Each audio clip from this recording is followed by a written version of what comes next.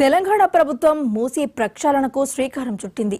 Bhuvanagiri MLA కుంభం అనిల్ కుమార్ రెడ్డి అన్నారు. యాదగిరి భువనగిరి జిల్లా వలిగొండ మండలం సంగెం భీమలింగం కత్వాను పరిశీలించి మాట్లాడారు.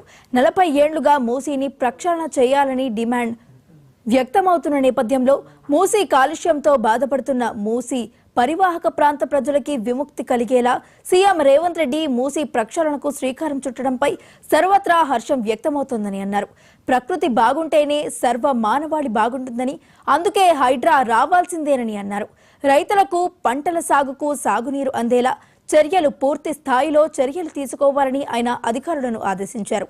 మూసీ రివర్ కింద కబ్జాకు గురైన ప్రాంతాలను తొలగించాల్సిందేనని కుంభం అనిల్ కుమార్ అన్నారు.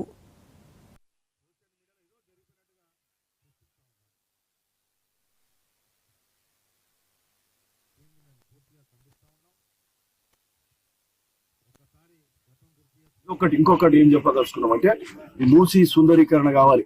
మూసీ కాలుష్య రహితం కావాలంటే గోదావరి నీళ్లు రావాలి, ఫ్లో పోవాలంటే ఏం చేయాలి? మూసీ రివర్ బెడ్ లో ఉన్న ఇళ్ళు తొలగించాల్సిన అవసరం ఖచ్చితంగా ఉన్నది. ఆ ప్రాంత అభివృద్ధి కోసం ఇవన్నీ చేస్తుంటారు అనేది ఇటువంటి అన్ని జరుగుతాయి. సో మూసీ సుందరీకరణ అయితే, మూసీ కాలుష్య రహితం అయితే, గోదావరి నీళ్ళు అందిస్తే ఈ నల్లగొండ, ఉమ్మడి నల్లగొండ జిల్లాలో లక్షలాది మందికి మేలు జరుగుతుంది. కాకపోతే ఇనిషియల్ గా కొంత రెసిస్టెన్స్ ఉంటుంది, కొంత ఇబ్బంది పడుతుంది. దాన్ని వాళ్ళు ఇదే టిఆర్ఎస్ బిఆర్ఎస్ ఈ రోజు మాట్లాడుతున్నారు.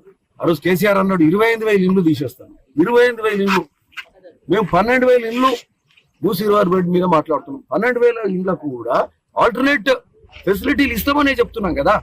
ఇవాళ కూడా కొంత ఓర్చుకోవాలి, కొంచెం సమయం పాటించాలి. అధికారులు కూడా వాళ్ళకి సరైన సమయం ఇచ్చి అవి చేస్తామని అంటారు.